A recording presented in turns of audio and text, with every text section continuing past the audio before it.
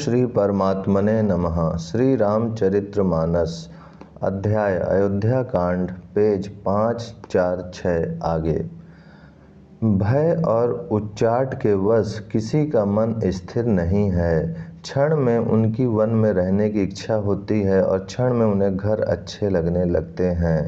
मन की इस प्रकार की दुविधामयी स्थिति से प्रजा दुखी हो रही है, मानो नदी और समुद्र के संगम का जल क्षुब्ध हो रहा हो। जैसे नदी और समुद्र के संगम का जल स्थिर नहीं रहता, कभी इधर आता और कभी उधर जाता है, उसी प्रकार की दशा प्रजा के मन की हो गई। चित्त दो तरफा हो जाने से वे कहीं संतोष नहीं पाते और एक दूसरे से अपना मर्म भी नहीं कहते। कृपा निधान श्री रामचंद्र जी यह दशा देखकर हृदय में हंसकर कहने लगे, कुत्ता इंद्र और नवयुवक कामी पुरुष एक सरीखे एक ही स्वभाव के हैं। पाणिनीय व्याकरण के अनुसार श्वन, युवन और मधुवन शब्दों के रूप में भी एक सरीखे होते हैं। भरत जी, जनक जी, मुनिजन, मंत्री और ज्ञानी साधु संतों को छोड़कर अन्य सभी पर जिस मनुष्य को जिस योग, जिस प्रकृति और जिस स्थिति का पाया, उस पर वैसे ही देव माया लग गई। कृपा सिंधु श्री रामचंद्र जी ने लोगों को अपने स्नेह और देवराज इंद्र के भारी छल से दुखी देखा। सभा, राजा जनक, गुरु, ब्राह्मण और मंत्री आदि सभी की बुद्धि को भरत जी की भक्ति ने खिल दिया। सब लोग चित्रलेख से श्री रामचंद्र जी की ओर देख रहे हैं, सकुचाते हुए, सिखाए हुए से वचन बोलते हैं। भरत जी की प्रीति, नम्रता, विनय और बड़ाई सुनने में सुख देने वाली है, पर उसके वर्णन करने में कठिनता है। जिनकी भक्ति का लवलेश देखकर मुनिगण और मिथिलेश्वर जनक जी प्रेम में मग्न हो गए, उन भरत जी की महिमा तुलसीदास कैसे कहें। उनकी भक्ति और सुंदर भाव से कवि के हृदय में सुबुद्धि हुलस रही है, विकसित हो रही है, परंतु वह बुद्धि अपने को छोटी और भरत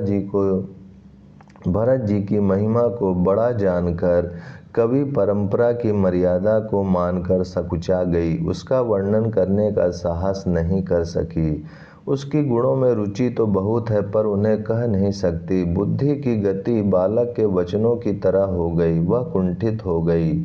भरत जी का निर्मल यश निर्मल चंद्रमा है और कवि की सुबुद्धि चकोरी है, जो भक्तों के हृदय रूपी निर्मल आकाश में उस चंद्रमा को उदित देखकर उसकी ओर टकटकी लगाए देखती ही रह गई।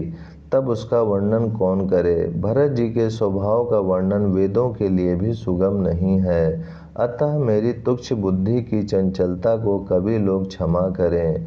भरत जी के सद्भाव को कहते सुनते कौन मनुष्य श्री सीताराम जी के चरणों में अनुरक्त न हो जाएगा।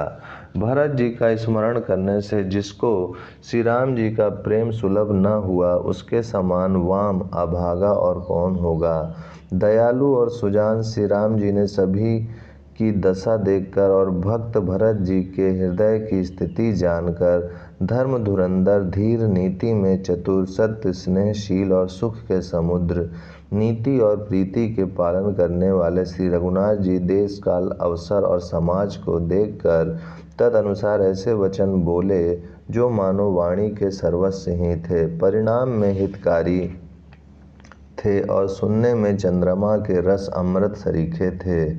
उन्होंने कहा, हे तात भरत, तुम धर्म की धुरी को धारण करने वाले हो, लोक और वेद दोनों के जानने वाले और प्रेम में प्रवीण हो। हे तात, कर्म से, वचन से और मन से निर्मल तुम्हारे समान तुम ही हो। गुरुजनों के समाज में और ऐसे कुसमय में छोटे भाई के गुण किस तरह कहे जा सकते हैं। हे तात, तुम सूर्य कुल की रीति को, सत्य प्रतिज्ञ पिताजी की कीर्ति और प्रीति को, समय, समाज और गुरुजनों की लज्जा मर्यादा को तथा उदासीन मित्र और शत्रु सबके मन की बात को जानते हो। तुमको सबके कर्मों, कर्तव्यों का और अपने तथा मेरे परम हितकारी धर्म का पता है। यद्यपि मुझे तुम्हारा सब प्रकार से भरोसा है, तथापि मैं समय के अनुसार कुछ कहता हूँ। हे तात, पिताजी के बिना उनकी अनुपस्थिति में हमारी बात केवल गुरुवंश की कृपा ने ही संभाल रखी है, नहीं तो हमारे समेत प्रजा, कुटुंब, परिवार सभी बर्बाद हो जाते। यदि बिना समय के संध्या से पूर्व ही सूर्य अस्त हो जाए तो कहो जगत में किसको कलेश न होगा। हे तात, उसी प्रकार का उत्पात विधाता ने यह पिता की असामयिक मृत्यु किया है, पर मुनि महाराज ने तथा मिथिलेश्वर ने सबको बचा लिया। राज्य का सब कार्य, लज्जा, प्रतिष्ठा, धर्म, पृथ्वी, धन, घर, इन सभी का पालन रक्षण गुरु जी का प्रभाव सामर्थ्य करेगा और परिणाम शुभ होगा। गुरु जी का प्रसाद अनुग्रह ही घर में और वन में समाज सहित तुम्हारा और हमारा रक्षक है। माता पिता, गुरु और स्वामी की आज्ञा का पालन समस्त धर्म रूपी पृथ्वी को धारण करने में शेष जी के समान है। हे तात, तुम वही करो और मुझसे भी कराओ तथा सूर्य कुल के रक्षक बनो। साधक के लिए यह एक ही आज्ञा पालन रूपी साधना संपूर्ण सिद्धियों की देने वाली कीर्तिमयी, सद्गतिमयी और ऐश्वर्यमयी त्रिवेणी है। इसे विचार कर भारी संकट सहकर भी प्रजा और परिवार को सुखी करो। हे भाई, मेरी विपत्ति सभी ने बांट ली है, परंतु तुमको तो अवधि 14 वर्ष तक बड़ी कठिनाई है, सबसे अधिक दुख है। तुमको कोमल जानकर भी मैं कठोर वियोग की बात कह रहा हूँ। हे तात, बुरे समय में मेरे लिए यह कोई अनुचित बात नहीं है। कठोर कुअवसर में श्रेष्ठ भाई ही सहायक होते हैं। वज्र के आघात भी हाथ से ही रोके जाते हैं।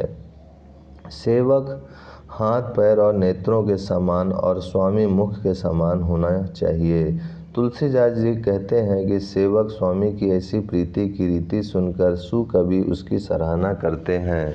श्री रघुनाथ जी की वाणी सुनकर जो मानो प्रेम रूपी समुद्र के मंथन से निकले हुए अमृत में सनी हुई थी, सारा समाज स्थिर हो गया, सबको प्रेम समाधि लग गई। यह दशा देखकर सरस्वती ने चुप साध ली। भरत जी को परम संतोष हुआ। स्वामी के सम्मुख अनुकूल होते ही उनके दुख और दोषों ने मुंह मोड़ लिया। वे उन्हें छोड़कर भाग गए।